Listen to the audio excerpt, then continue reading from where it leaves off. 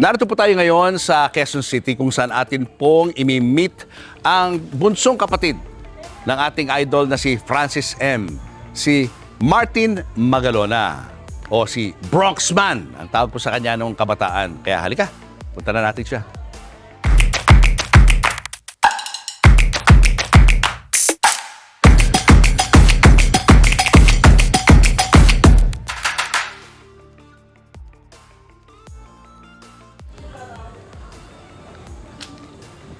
Martin! Oy!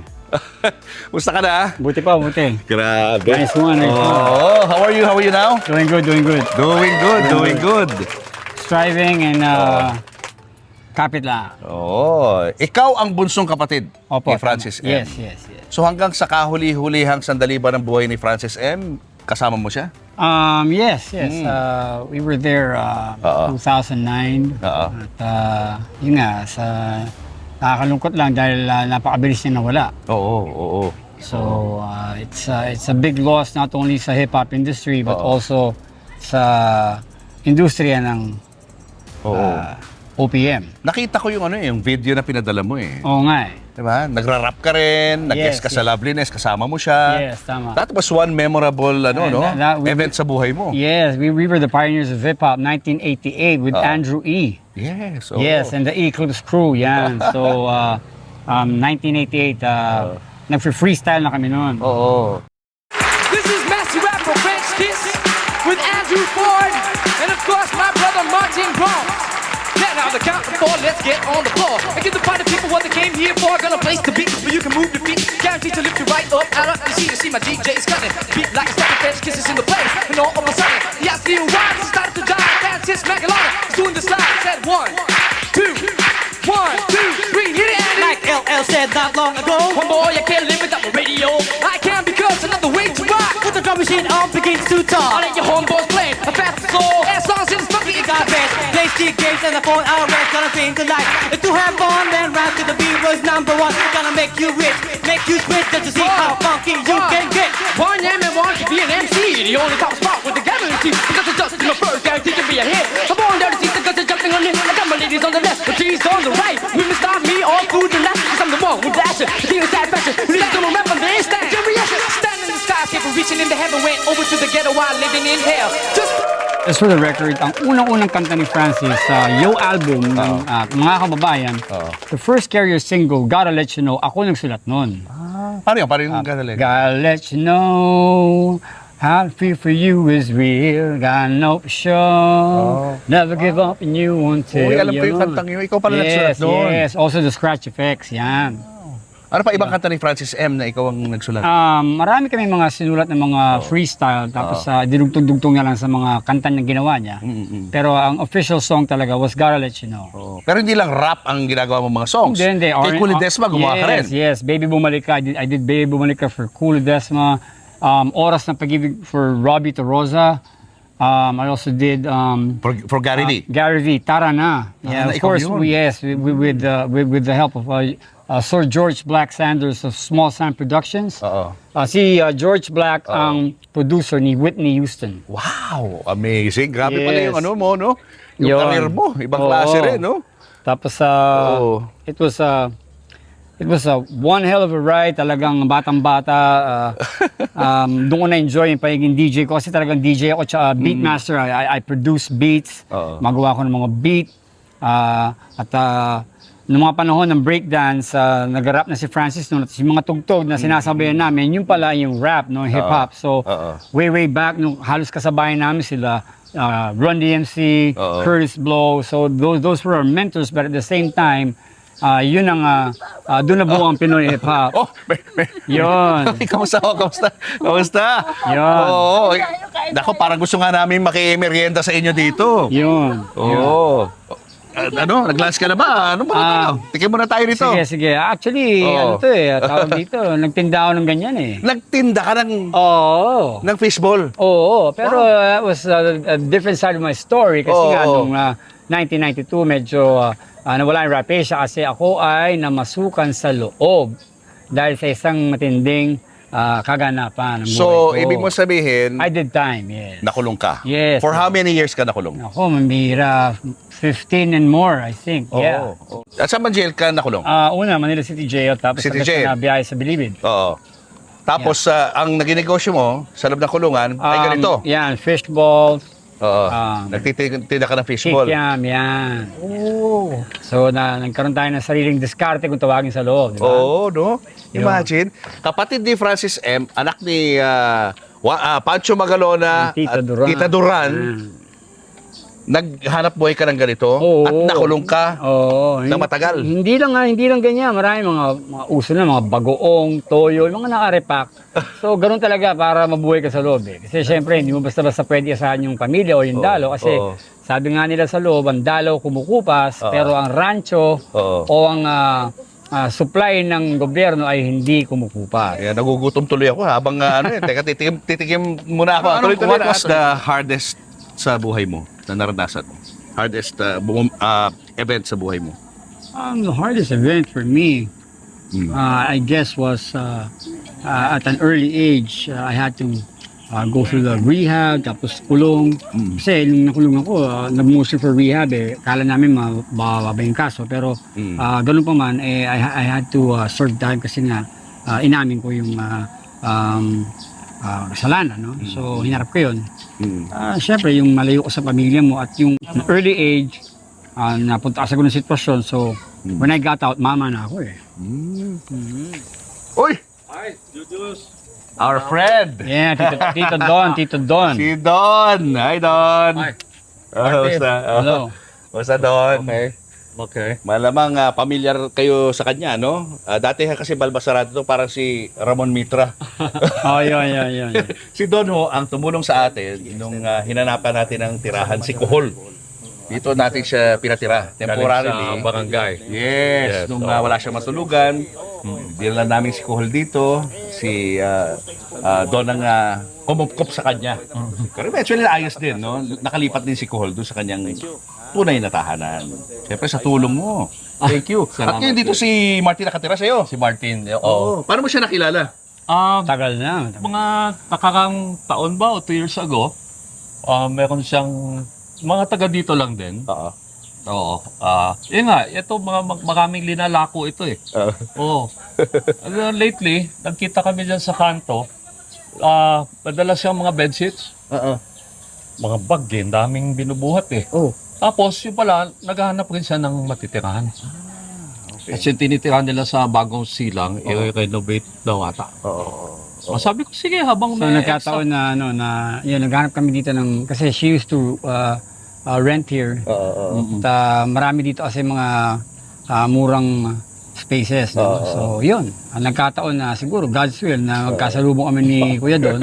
At may bakante naman. Ayun. Nakakita na rin kasi ako ng... Yun. So, Buti naman, no? yun. Buti naman. At least meron kang temporaring tinitirhan. Oo naman. So, ito yung piano natin. At ito yung room. Medyo magulo pa kasi yung ibang gamit hindi pa nakahakot eh. So, Dito yan. kayo natutulog. Oo, hindi pa naayos. So, yan. Walang kutsyon? Wala pa. So, hindi pa nakahakot eh. Talagang, syempre, mag-isa lang ako eh. So, ang hirap talaga. Oo. Kasi naalagaan mo pa si Mrs. Oo. Hindi pwede yan eh. Oo. Paspasan. So, one at a time. Oo. At chill lang. Huwag problemahin ng problema. Let the problem yourself. Ano yung mga dala-dala mo dyan? Ito ay, syempre, Oo. gusto kong paita, no? Sige, pakita ka. Talagang panahon ng bagets, no? Yan, mula sa movie ng bagets. Ito, galing pa kay Kiko to eh. Wow. Sulat ni Kiko yan? Tagal na yan. Nakalagay? My To brother my brother Martin, Martin. tagal na yan eh. Ayan. Pwede ba natin tanggalin sa plastic o nakasil yan? Makasil talaga yan eh. Nakasil. Oo. Kumbaga, Anong plano mo dyan? wala lang, ganyan lang. Hindi mo Boss Toyo? Ay, hindi. Hindi. May mga ibang mga nagkawatak-watak, watak-watak yung gamit eh, nung nabenta yung house kasi nga. Oo. Nung nabenta yung house, yung property, I was in the house of Super Mario. Oo. Sa loob ako. No? So, yun. Yeah, halika na. It's time to get funky, dance with the Bronx and gas everybody. Dito na ngayon sa inyong harapan, sa inyong kondolarisyon sa inyong kabataan tandaan. Mga pagsubok mo ay tawanan, lakas loob na harapin ang labanan. Lahat madadaan, magtiwala ka lang, kakampi mo na sa taas, maniwala ka lang. Pumares sa diskarte, walang dapat tapakan. Puhunan mo sa buhay, di dapat kayabangan. Yakapin ang talento, give it all you got. Halika na, Ready or not, yo, halika na, yo, it's time to get funky. You got the Bronx on the MIC. Listen to me, in the place to be. Everybody in the place to be. Let's get busy. Halika na, tayo na. Sumama ka sa amin at sumaya. Sama ang buong barkada. Kalimutan ang problema. Halika na, tayo na. Sumama ka sa amin at sumaya. Sama ang buong barkada. Kalimutan ang problema. Gas Master. Yan. Marami ang hindi na nakakakilala sa iyo. Oo. Pero yung mga OG siguro, Oo naman. nung bata pa kayo ni Francis M, Oo, sure. familiar ka sa kanila. Yes. Bata pa lang ba kayo ni Kiko, mahilig na kayo mag-rap talaga? Oo Kayong dalawa? naman. Paano nagsimula yung hilig nyo dyan? Panahon ng breakdancing, nung panahon ng Dance 10, kung matatandaan mo, sila Mike Monserrat at Ryan Fuentes. sumali si Francis dyan Oo. Solo artist, no? Bago siya naging artista. So, he was pop-locking, breakdancing. Yung sinasayaw namin ng mga tugtog dati, rap pala yun. So, that was rap music. So, we used to jive with it. We used to, sinasabayan namin. Hanggat sa nakahiligan namin, no? Hanggat sa parang parang instinct. Hanggat sa kasi yun ang trip namin na sounds Yes. Yung panahon na yun, di ba? So, kung matatandaan nyo, 1988, Loveliness, dalawa kami ni Andrew kasama ni Francis nung birthday niya, lumabas kami. Yun ang talagang nilutong freestyle talaga. Yun ang sinaunang freestyle. Yes. Yun, so talagang we were the first pioneers of hip-hop, Pinoy hip-hop. Well, of course, shout out kay George Javier, si Vincent Dapalong. Siya ba talagang original? Oo, mga nauna nag-rap yan. Talaga? Siya talaga? Hindi pa nag-rap si Kiko, nag-rap pa talaga yung mga yan. Wow. Oo, hindi lang nga na-recognize no kasi syempre akala nila yung style nila Ayoy Villame. Novelty rap. Pero rap pala yun. Kasi pati yung nunal ni Vincent Dapalong, kung isipin mo, rap yun So halos sabayan. George Javier, Vincent Dapalong. Hindi lang nga talagang pero rap. Sila talaga nagsimula. Oo. Sila dalawa. Hindi lang nga nila kinarir. Kumbaga, parang lang sa kanila. Kayo, kinarir nyo. Kami kinarir namin talaga. Saka si Tito Dolphy, nag-rap din doon sa Loveliness. Sa ibang klase rin, ha? Ibang klase. Yes, yo. No. Narito si Dolphin at Tarantado. I say hello, how do you do? Let's all be happy, stop feeling blue. It's Dolphy doing the honor of rapping happy birthday to Magalona. Our rap king turns 24 years old. Bilang super talent, say solid gold. Make it Loveliness or dance tonight. Francisco Stars is shining bright. It's an FRANCIS. Francis Magalona beats all the rest. First class talents, that's Francis M. A real idol and a stunning gem. Breakdancing fad, pinauso niya. Ang top 10 rap, pinasikat niya. Si Kiko pa rin ang nangunguna. Siya ang urig at wala ng iba. At last, my folks, the job is done. Our birthday boy is number 1. So I'm splitting the scene, gotta go, gotta fly. Dolphy Kiso has to go and say goodbye. Galing din ni Tito Dolphy. Yun, talagang those were the days. No? Actually, nung si Kahol nga, si Kahol, kasama pa namin sa Plaza 1899. Yun. Anong role mo doon? Extra. Extra. Basta, automatic yun, 800 yun. Daan-daan ka lang dyan. Basta ganun Tito Dolphy. So, sila Brad Pitt, nandun pa. Sila Si si Isko, Kahol, Salazar, yan. Diyan nagsimula yung mga yan. Si Francis went on to become a popular rapper. Ikaw naman, saan direksyon ka nagpunta habang siya ay sumisikat? Ay underground talaga Underground. More low-key ka? Yes, low-key. Low-key rap ka? Low-key. Kaya nga nung nag-rap Asia ako, sumali ako ng contest, hindi ko ginamit ang Magalona. Talagang Martin Bronx. Oo, so I wanted Bronx man. I wanted to make it on my own kasi yung mga panahon na yun, syempre, binata ka, gangsta. Doon nagsimula yung mga yung barkadahan dati, so talaga nasama talaga ako sa mga gang, ganyan. So yun. So medyo bad boy, parang gano'n. Nandun ka sa grupo ng mga takaw-away. Hindi takaw. Hindi ganun, ha? Oo. Kumbaga, teritoryo, ganyan.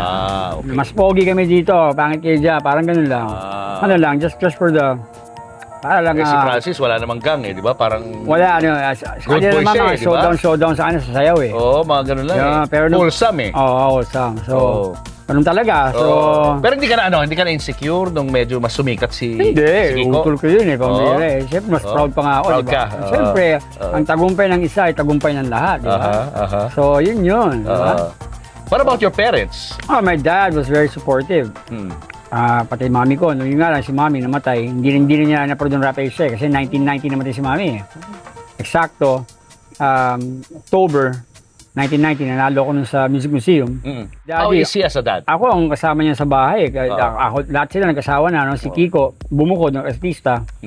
So kami ni Daddy ang natira sa bahay, no?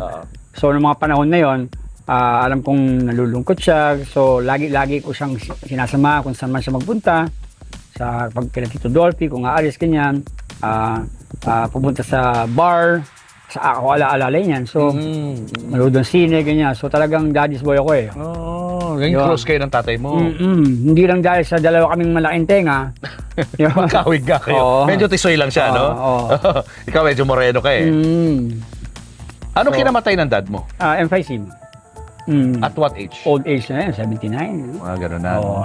Oo. So, sa Magalona side, mahaba buhay eh. Oo. Si Mami, anong kinamatay ni Mami? Kidney problems.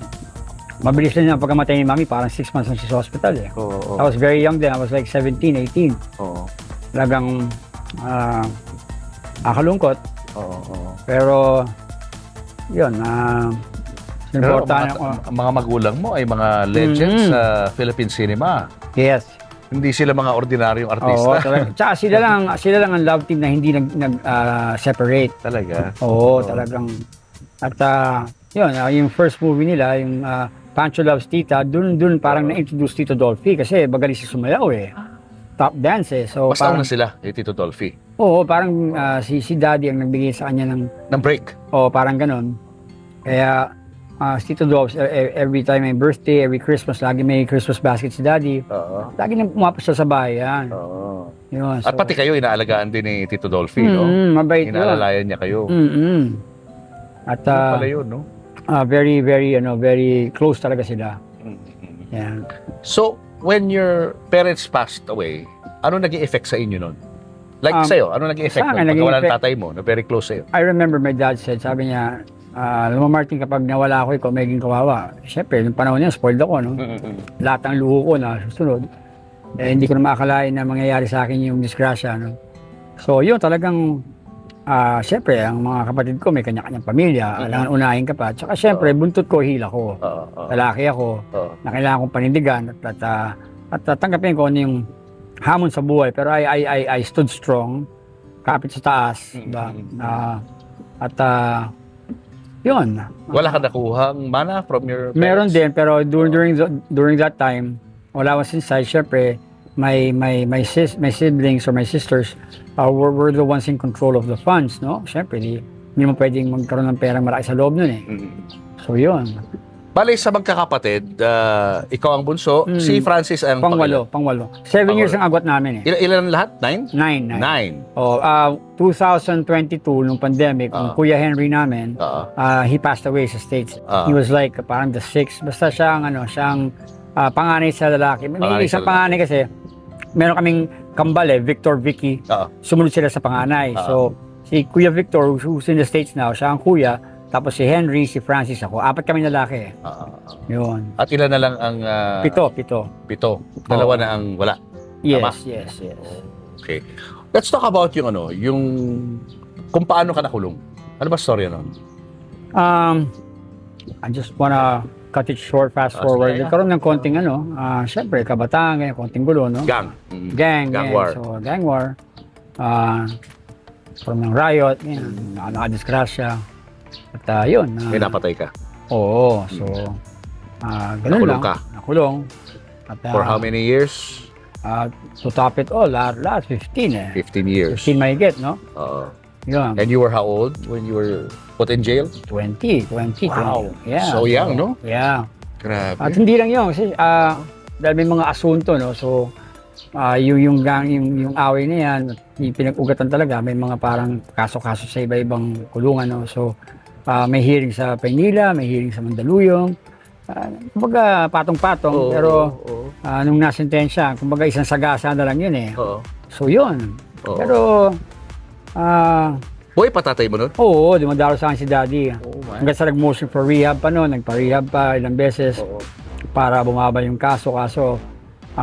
Yun, sabi niya, you were recidivist, no? So, What does that mean? Marami ka ng kaso? oo, so parang gano'n. Yan nga sa mga ganggang niya. So, yun nga, isa lang talaga mapapayo natin, no? Talagang walang ibang tutulong sa'yo kundi pamilya mo eh. Yeah. Diba? Ang barkada nandyan lang yan. You have to choose your friends. Paano tinanggap ni daddy mo yun? Well, of course, I knew that he was hurting, pero my dad is strong, eh, no? So, he was in full support. Ganun din yung mga kapatid ko, yung mga ate ko, no? So, they were very supportive of me. Even Francis? Yeah, even Francis. When I was in Manila, nasa Manila City Jail ako, he would send somebody there to visit me every other week to bring me supplies. Tapos ganoon din yung brother-in-law ko, si Kuya Jimmy, who's the husband of my sister Malot. He would visit me also. My sister Vicky also visited me. So it was tough, pero iba yung may pamilya sa loob, no. So alam ko marami nakaka-relate diyan. Pero it's different. We stood strong. At syempre, dahil bilang lalaki, no? Syempre, kailangan mong magpakatatag. Diba? At hindi mo basta, you have to stick with reality. Ito sitwasyon mo, hindi mo pwedeng iyakan yan araw-araw. Kailangan gumawa ka ng parang para maging okay ka. So, yun. Paano ginawa mo? Para maging okay ka sa loob ng kulungan na yan. Syempre, unang-una, kailangan natin na magkaroon ng pananampalataya sa Panginoon. I have to have yung constant prayer at relationship with the Lord, no? To make yourself more humble, kung paano mo baguhin ang sarili mo, paano ka matututong maikisama sa mga taong hindi mo naman talaga kilala. You have to adjust, no? You have to adjust your ways.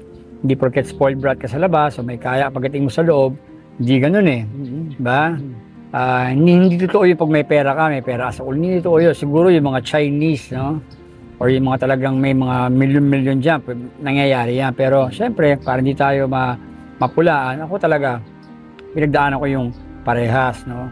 Kasi I didn't want to be a burden sa mga kapatid, no? Kung dadalo sila, salamat. Kung hindi, salamat din. Basta importante, buhay ako at alam nilang I'm okay, no? So, syempre, sa loob, marami tayong, kumaga tawag niya, diskarte, no? Una-una, you have to find ways of how to put yourself in a good position, no? Andyan yung sumama ako sa mga choir, sa mga gawain, no? Pag may mga bisitang darating, kami kumbaga kami ang social cultural club, kumbaga kami nag-entertain yan, hosting, kasi natuto na ako mag-hosting, ganyan. Tapos office work, clerical work, ganyan. Dumating din yung time dyan sa loob, pag talagang maglalaba ka, 5 piso isang piraso. Totoo yun. Pag pantalon, 10. Pag shorts, 5. Pag t-shirt, 5. Diskarte yun, no? So, syempre sa loob, pag diskarte lang, bili ka maraming powder soap, babad mo na mataga, apaka mo, hindi naman nila nakikita eh. Kumbaga, for the record, basta makuskusan lang, basta wag lang puti, no? Yun na yun. Damihan mo downy, yun na yun. Diskarte. Pero yung mga VIP kasi yung mga Chinese, mga mayaman. May mga naka-aircon ba sa loob? Oo. Mga VIP? Oo. Pero syempre, baka maano tayo eh. Pero describe to me yung early part ng pagkakakulong mo. How is it like doon sa loob ng kulungan nung mga early days? Paano ka pinahirapan sa loob ng kulungan? War shock talaga. Di ba? Pagpasok mo doon, kasama mo lahat ng halimaw eh. Yung amoy, no? Yung amoy. Yung amoy, yung sakit, di ba? So, i-adapt mo talaga. So, you have to lay low talaga. Hindi ka sinaktan nung mga early days? Walang initiation? Sinaktan pero lumaban. Kasi pag nagpasinda ka, nambubuli rin sila sa simula. Pero pag alam nilang umawalag ka, andap din sila. So ano lang yan, utak lang, tsaka diplomasya. Ba? Yung tulugan, di ba nahirapan ka matulog dahil siksikan kayo sa loob? Nung una, mahirap. Pero sabi ko nga sa'yo, dahil sa madiskarte ako, marunong ako mag-PR, I get myself to a different way of finding a good place for myself, no? Oo. So dun sa mga, kung tawagin natin mga leaders sa loob, you have to deal with them and rub elbows with them until you get their trust, di ba? At sa bigyan ka ng break, okay to si Martin, ganito, galing para sa ganito, maaasahan, lalo sa English, no? So pag may mga bisita, ganyan, doon nila ako napapakinabangan, pati sa paperwork. So I did my way through that. So, At napasali ka rin sa gang. syempre. Ano pangalan ng gang mo? BNG, Bahala na Gang. Bahala na gang. Yeah, bahala na si Asan ang Batman. tattoo mo na nga na? Bahala na gang. meron. Meron. Meron. Ayan. Bahala na Gang. Ito mismo ito. Yan. Ay, ito. Yan. For the record, hindi naman porket may gang ka, pagdating sa labas, mga siraulo. Hindi lahat ng nasa kulungan ay talagang mga walang hiya. No? Although yung iba, talagang meron pa rin. Yung mga pumatay ng kamag-anak, ganyan, halo-halo. Pero eventually, when you go inside, doon mo makikita yung talagang sarili mo, yung paano ka mag-humble yourself, kung paano mo hanapin sarili mo, at kung paano ka makikilugar doon sa mga taong hindi mo naman kakilala. Ba? So, it was tough. Pero, sabi ko sa'yo, pinagdaanan, at lumabas na matatag pa rin. Oo. Siyempre, Sa tingin mo ba, in a way, naging blessing din sa'yo yung pagiging bilanggo mo for 15 years? Nakatulong din ba yun sa pagkatao mo? in a way, yes, of course, sa pagkatao, kasi sa loob ng mature ka, Aha. at doon mo naisip na, uy, sana nung bata ako, tinuloy ko yung pag-aaral, no? Tinapos ko. Sana, tama yung sinabi ng magulang ko na, sana pinili ko yung tama, kasi talagang bugoy ako eh. So sabi nga ng daddy ko, yun nga, dumating nga yung time na nadisgrasya. Yung disgrasya kasi dumarating na hindi mo akalain, di ba? So yun, nakulong na walang bail eh. So that was it. So they tried to do everything pero wala talagang nangyari. So yun. Kasi imagine kung hindi ka nakulong, pwedeng namatay ka rin. Di ba? Pwedeng ganun ang maging ending ng buhay mo. Hindi lang yun. It kind of parang saved you. Because Saved me, mas napalapit ka sa Panginoon habang nasa loob ka ng kulungan. At mas nakilala ko yung halaga ng buhay. Yes, oo. At kung ano yung halaga ng pamilya at yung pagkatao. At kung ano yung mas pabubuti mo pag lumabas. No? Although alam ko, mahirap pagkatiwalaan, ganyan. Una-una sa pamilya, ganyan. Napakahirap. Pero ang maganda doon, doon mo madidiscover na when you get out, all these years after when I got out 2005, no, may mga tao kang maikilala na dadalhin sa'yo ng siguro nasa taas. Sometimes, not even your family will help you. People that aren't even related to you are the ones that will pull you up, no, that will trust you. And yun yung naging magandang factor. Yeah. It led my foot to the right people na magtitiwala, mabigyan ka ng pagkakataon makabangon. Hanggat sa yun, nagkita kami ni Che. Hanggat sa matutong mag-work ng parehas, no? Pakilala mo naman sa mga viewers natin ang iyong wife. Si Cheryl, my love, aking one and only, yan. Sa hirap at ginawa, yan. Pero si Cheryl ay may pinagdadaan ng health problem. Oo, no? Ano ba nangyari kay Cheryl? Actually, third stroke na niya, no? Talaga? After ng booster, nung pandemic, ng second booster, was her first attack. So dalawa kami nagko-call center noon eh. So okay yung buhay namin eh. Dalawa kami kumikita, no? So nung first stroke niya, biro mo, halos lahat ng naipon namin sa loob ng halos 10 taon ay naubos na ng ganun-ganun sa ospital, no? Siyempre, I wanted to give her the best, no? Lahat. So we had to give her the condo, lipat kami sa mas murang lugar. Yun, hanggat sa nalaman namin yung ways of the government, no? So, kung nalaman ko na ganoon din pala yung sistema sa gobyerno, sana nag-government na lang kami before. Pero ganoon talaga, syempre, I wanted the best for her, kaya inuna natin yung private hospital, no? Pero yun, sa mampalad, nagkaroon ng second blow, second attack, so syempre, therapy, no? Diyan tayo para sa kanya. Pero nung pangatlo, hanggang kinakailangan natin mag-stop kasi matutukan siya. Kasi syempre, kahit nalagpasan na niya yung critical, yung kanyang, may mga bagay na hindi niya kayang gawin mag-isa. No? So I have to be with her. So naghahanap kami ng option kung paano kumita, no? Meron kaming ginagawang business na online, no? Mga Mexican barbecue, tsaka tacos, magawa kami. At yun ang ginagawa yung pansamantala, no? Habang buhay. At the same time, yung nakukuha niyang ayuda sa gobyerno, yung sa DSWD, every quarter. Tapos yung kanyang SSS disability pension sa SSS. However, we have to renew it kasi expired na eh. 19 months na kasi yung una. Yeah. So we have to get an approval again mula sa neurologist para mapirmahan yung dokumento na hindi pa siya fully recovered. So yun ang lalakarin namin.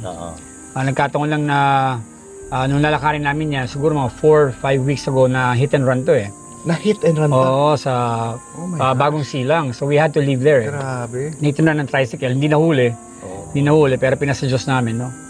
So yun, nung mga panahon na talagang zero out kami, maraming mga kaibigan na tumulong, no? Yung mga kaibigan namin, mga pastor at ninong sa churches. Shoutout nga pala sa NAC, no? Boliches Alliance Church, aming mga ninong at ninong Sari Baldonado and family, Tito Ernie Reynoso, Ninang Beth Reynoso, and the whole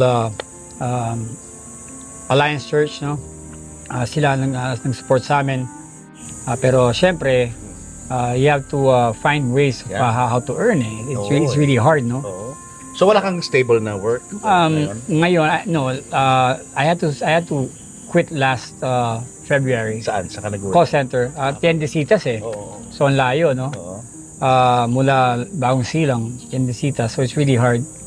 May mga pagkakataon kasi yung absent. Sa call center kasi bawal mag-absent eh. So hindi ko nagagampanan yung role being effective, being reliable, o walang absent. No? So hindi ko nagampanan yun. So I had to resign. And daming struggle, daming challenges. Pero we try our best to find ways. You know, babae sell kami minsan. Clothing, food, kung anong mapapakitaan ng sideline lang. Thank you. God bless. Yeah. That is good, no? Yeah. Pero gusto ko na pag malaki, no, si Chet, talagang galing mag-English niyan. Oo nga. She used to be a call center specialist. Siya nagturo sa akin actually mag-call center. 2012, siya nang udyok sa akin. Kasi ano ako nun eh, baga, Jeprox, no? So, nagsama na kami, talagang in-encourage niya ako. Siya nagbago. Siya nag-ayo sa'yo? Siya nag-ayo sa akin. Inayos Mga, ka niya? siya nagtahi. Mga Binalik ka doon sa talagang yun, binalik ako sa tamang daan. foundation ng pagkatao mo. Yun, hanggang sa naging Christian kami dalawa. Pero nauna ako sa kanya, no? And just for the record, si Che, Love na love. was my girlfriend sa high school eh. Nakabalikan kayo. Oo. So, mga 2011, hinanap niya ako, niligawan niya ako, sinagot ko naman siya. Then, nakita talaga Pero alam mo, may purpose to eh. Bakit after 3 strokes, hit and run, she's still here. Oo Still naman. alive. Because God is good. Yeah, may purpose siya sa buhay mo. Yes. And not only that, talagang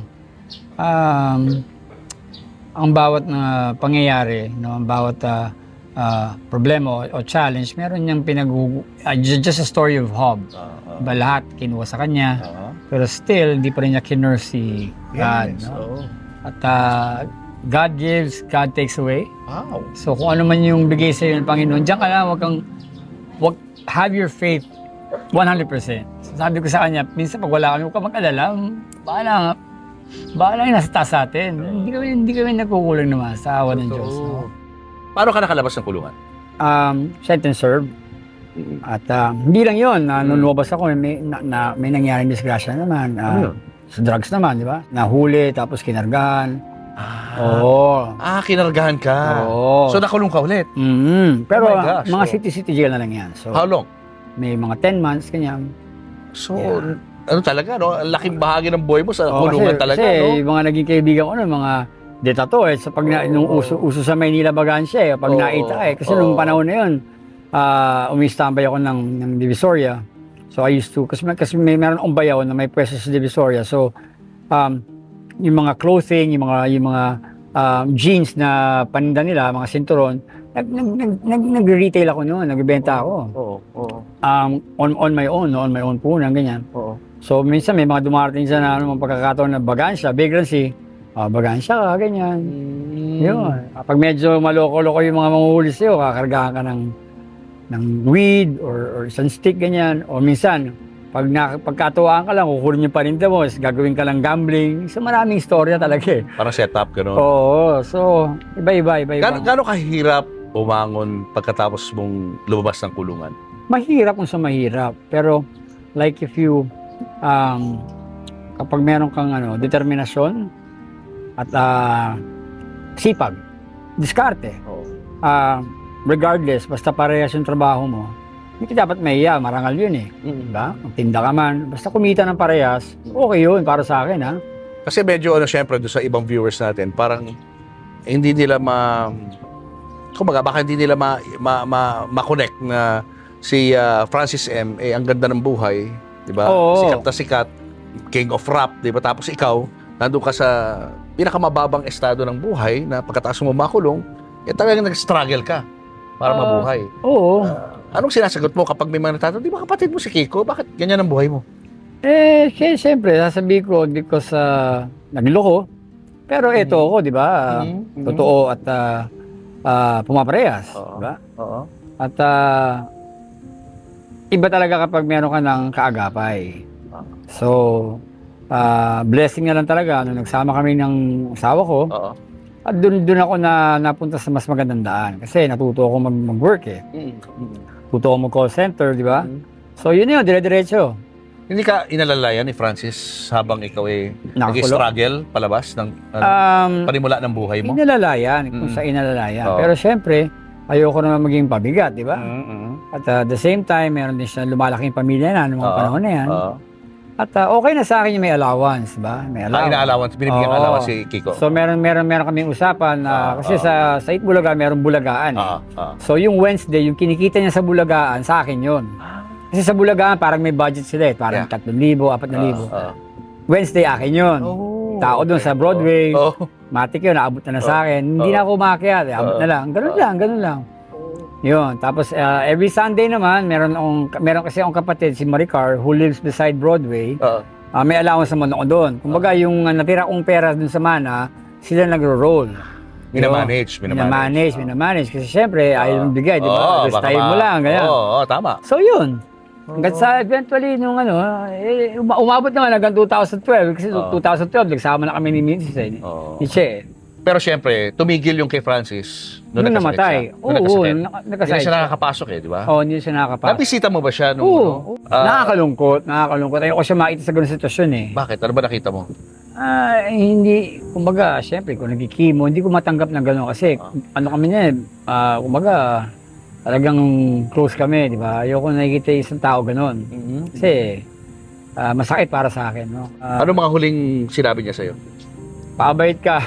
Alam ba niya na mamamatay siya?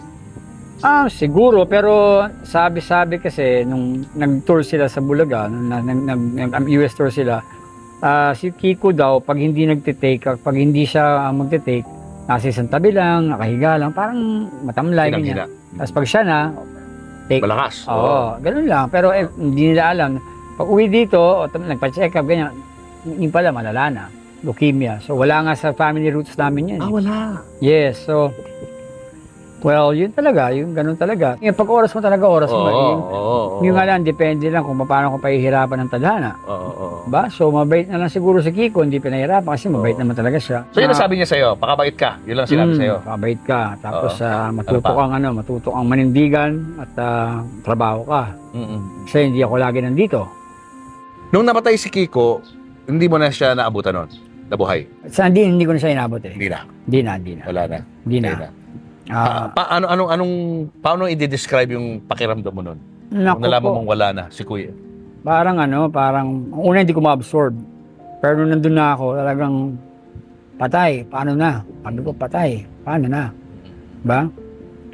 So yun. Parang hirap kasi siya lang inaasahan ko nun eh. Yeah. It was really hard. Nag-struggle ka talaga after nun. Yes. Struggle talaga. Pero, like I said, siguro doon ako tumibay sa struggle na yun. Doon ako naging mas matalino, mas naging organized at mas responsable. Kasi doon mo iintindihan ng kung gaano kahirap kumita ng pera, di ba? So, yun. Paano nabago ang buhay mo? From being parang happy-go-lucky Hindi guy? siya, hindi siya overnight. Hindi Oo. siya. Plastic Paano ako pag nagka- sinabi ko gano'n. Oo. Napakahirap pa rin. Oo. Pero Yun. kailan ka nag-commit na ayoko na? When This is it. I became a Christian. Ayun. Yun. Did you become a Christian inside No, jail or outside? outside. Outside. Yeah. Paano ka naging Christian? Because of a friend who shared me the gospel, ganyan. Tapos, kumbaga parang support group, attend ka sa kanila, sama ka sa support group. Kasi importante yan paglabas mo eh. Kahit na in the rehab, ganyan niya. Pag meron kang Narcotics Anonymous, Alcoholics Anonymous, meron kang dapat support group paglabas eh. Kumbaga sa atin, church, no? Na pwedeng maging kapamilya mo outside, no? So parang ganun yun. So yun, nasama ako sa grupo niya. Pero nag-backslide pa rin. Kasi pag nandiyan yung barkada, talagang ano eh. Nagbago lang talaga lahat nung nag-decide na ako na sumama kay Che. Everything really changed that time, no? Kasi, Paano? Paano siya naging magandang impluwensya sa'yo? well, she taught me how to become responsible. Wala naman siyang pera, hindi naman siya mayaman, no? So, she took me in. Tinuruan niya ako kung paano magtrabaho, kung paano training sa call center, yung requirements and everything. She taught me from A to Z, no? So, hanggat sa mas naging mahusay pa ako kasi mas umangat pa ako sa BPO eh.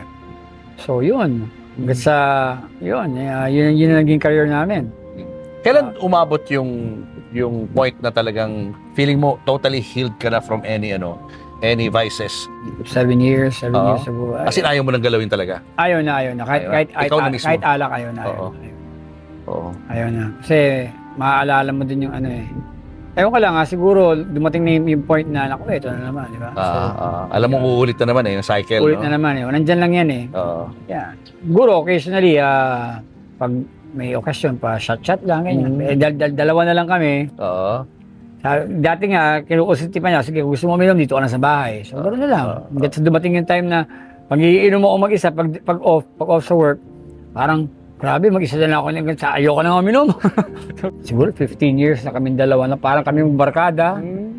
May mga kaibigan kami totoo na kasama namin sa struggle namin. Pero sabihin talagang yun, naging iba talaga yung konsepto at yung umaga, 360 degrees, naging iba yung takbo ng buhay. Pero ang pinakamalaking factor talaga kung paano nagsimula ang lahat ng ito is because of God, no? Of course. Oo. Anong meron doon sa mga teachings ng Panginoon na nagpabago sa iyo? Romans 6:23, for the Ano yun? wages of sin is death, eh, no? So, kung ikaw ay nagkasala at namatay yung spiritual na pagkatao mo, dapat mo kasing tanggapin na meron pa rin chance, no? If you know for the fact that you are avoiding the wrong or yung mga mali, if you are aware, kahit ano gawin mo, nasa likod ng ulo mo yun, bawal to, wag to. Kasi sayang, di ba? So, ganun lang yun. Kaya dapat talaga may relasyon. Prayer is very important. When you wake up in the morning, you pray, Lord, guide me this day. Teach me the way. Tulungan mo akong wag magkasala. Tulungan mo akong wag gawin itong mga bagay na maghihila sa akin pababa. Ingatan mo kami sa araw na to. Protect us from harm, danger, trouble, hardship, and sickness. Ganun lang every day. And everything will follow. So talagang kailangan mo talaga. It's a process. Siguro sa iba, corny, sa iba, sabihin nila, woo! Di ba? Pero that's real. If you have a serious relationship with Him inside your heart and in your mind, alam, He will always be there to guide your foot. Dadali ka niya sa maganda, hindi sa masama. At nararamdaman mo yun Oo, araw-araw? talagang lahat answered prayer. Hindi, pray, Hindi ka pinababayaan? tsaka may mga prayer tayo, ibang tao kasi gusto, pag nagdasal, gusto, andyan na agad din. Process eh. Ibang process. You have to also work hard for it. Diba, parang you have to show that you're deserving. Diba, kahit na ito, lugmok kami sa mga pagsusubok, hindi pa rin kami bumitaw at bumitaw sa Kanya. Hindi namin siya sinumpa, no? Bakit gano'n? Hindi, parang kay Hob, di ba? Story of Hob. Ganun talaga ang buhay eh. Hindi naman lahat ng kagandaan, bibigyan ka din ng Panginoon ng pagsubok kung paano mo dadalhin sarili mo. Di ba? Gano'ng kahirap ang buhay niyo ngayon, mag-asawa? It's very hard now kasi una-una, kakaalis ko na sa work, no? I have to take care of her dahil sa kanyang stroke, no? It's very hard kasi ang inaasahan lang namin yung disability at yung nakukuha ang ayuda sa gobyerno dahil lahat ng ipon nga naubos eh. So, kahit na ganung mahirap, syempre, hindi ko pa rin pinapakita sa kanya na kahit na sabihin mo na nahihirapan ako, I don't want to show her. Kahit na I try to find ways of how to earn pa unti-unti. You have to remain strong eh. Kasi, I don't want her to, kasi pag nakita niya mahina ako, mas manghihina siya. So, ganun pa rin, yung faith pa rin. Lord, this day, make me strong. At guide mo na, dalhin ko itong bigat na to. At kung paano ko matudalhin, bahala ka na. Okay lang ba, Martin, kung i-allow natin yung mga viewers natin na na-touch sa kwento mo na kaya mga tagahanga ninyo ni Kiko, no, na magbigay ng konting contribution sa inyo bilang suporta lang sa pag-angat ng inyong buhay? Yun naman ay Pwede? Syempre pwede naman. Napakalaking tulong na, no. Ngayon pa lang talagang very very thankful that I have been blessed by you guys. Bigyan tayo ng pagkakataon para sa pagkakataon nito, no, na mailantad at masabi talaga kung what's happening, no. At sana ako talaga I want to reach out to the music industry, no, kay Miss Koo, kay Sir Gary, at sana mabigyan ng pagkakataon magsulat ulit, no. Marami pa ako nakatagong kanta dyan sa baol na pwedeng ilabas at pwedeng ibigay sa kanila. Kay Miss Regine Velasquez, who's my cousin, no. I have songs that maybe you guys would love to hear. I also have gospel songs for Sir Gary that are kept real safe sa aking baol, kung tawagin, music diaries, no. So yun. At the same time talagang hindi lang talaga makapag-concentrate kasi nga I have to be with her 24/7, no. Pero once that she has fully recovered, siguro I will focus. Pero ako ngayon pwede siguro ako part-time character role, ganyan, kasi may din ako umarte, no. Talaga? Gusto mo rin mag-artista? Oo naman. Direct. Alam mo na yun. Yun, so The number one viewer natin. pwede ako dyan. So why not, di ba? Why not? Why not? At the same time, But I must say, you're very talented. I listen to your songs. Ang gaganda ng mga kanta mo. and not only Sayang that, kapag hindi naririnig ng mga nga eh. tao. Paano kanila papadalhan ng konting suporta? May Gcash ka ba? may siguro sa Gcash na lang ng, I-flash na lang natin sa screen, yung number. I'll give it to you guys. We'll flash it on the screen, guys. You can send your Gcash. Kahit magkano ho, tulong ho natin kay Martin to para makausad-usad ho sila sa kanilang buhay. We'll show it on screen, no? Para makapagpadala. And in behalf of Julius Baba Unplugged, I would like to give you 50,000. Uy, thank you so much. Yeah. Thank you so much, guys. This for you, for your business. Maraming diba? salamat sa inyong suporta. Malaking bagay ito para sa amin mag-asawa. At sana marami pa kayo ma-reach out, matulungan, no? Na hindi lang mga katulad namin. Kasi meron pang mas deserving sa amin dito eh. Pero you guys are a blessing. I'll make sure that this money goes to the right place. And maraming salamat. At like I said, I'm reaching out to Miss Koo, Ledesma, Sir Gary. Marami akong mga bagong kanta na gusto ko marinig ninyo kay Miss Regine, Ate Regine. Sana bigyan niyo lang ako ng time para maparinggan niyo kasi sayang eh. Sayang ayoko talaga. nang kumanta. I just want to lay back and just sell my barbecues. Yun lang. Pero Marami pa ba? Gano'ng karami pang kanta mo na nagawa? 1,000 Oh my cheque meal. gosh! So marami po talaga. Wow, that's a Marami. lot of songs, guys. A lot of songs talaga. Take advantage natin. How will they contact you? They can reach out to me via Messenger, Bronxman Magalona kasi nahack yung dating account ko. Yeah. And like I said, we'll flash our Gcash. No, I just lost my SIM last week, but I'll go to Globe to have it fixed. And yun, para sa akin, tandaan nyo lagi kung kayo ay talentado, mag-concentrate kayo sa music, ganyan. Siyempre, huwag nyo kalilimutan yung nasa taas para gabayan niya rin kayo. At mahalin nyo yung pamilya nyo. At ang magulang niya syempre. Lagi maikinig sa payo ng magulang kasi totoo yun. Kapag nawala ang magulang, kawawa ka. Di ba? Totoo yun. Take it from him. Totoo yun. Take it totoo from yun. the Bronx man na nakaranas ng mga hirap sa Oo. buhay. So talagang and syempre dapat you have to love yourself. Diba? Kasi paano mo nga mamahalin yung iba kung hindi mo alagaan ang sarili mo. Tama. Diba? Yeah. At huwag magpapadaig sa problema. Let the problem beats problem. Tama. Diba? Yun lang yun. So guys, maraming salamat. Sir Julius, Bro. more power to you. Thank you. Thank you, Thank bro. you. Good luck sa'yo. Thank you. Good And luck. thank you rin po kay Miss Tin. Yes. God bless you all and more power. More power. Ano nakikita mo? Diyos ko, isang linggo na lang mayaman na talaga ako. Hindi, AirPods. Ano naman, ano naman, oo nga pala, AirPods. Bluetooth din. Wala na yan. Ito yung dito. Oo, nagpapakulay. Ito. Okay. Ako di na ako nagbabrush, matagal na. Kamay-kamay lang. Finger. Ayan ang mga necessities. Ayoko makita mo na dito yung picture ni Papo. Oh my gosh. Gusto ko ba kaya? Cute na.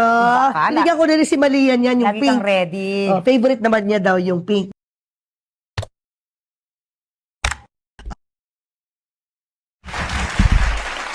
The Disney Adventure Disney is now Adventure. sailing, Papo, from tama tayo dyan. Singapore, ha? Lahat yung sneak peek ng pwede niyong ma-experience.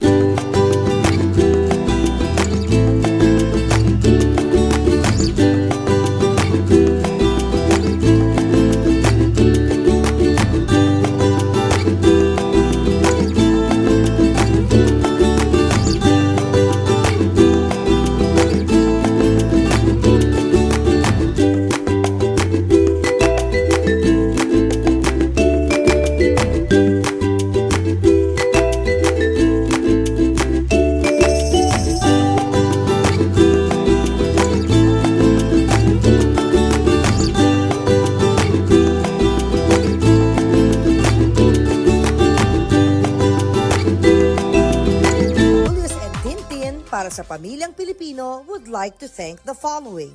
Raja Travel Corporation, with you on your journey.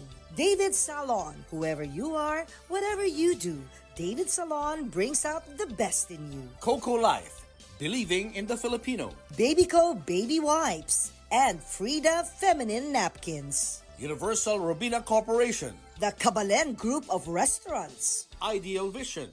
Revlon for my makeup.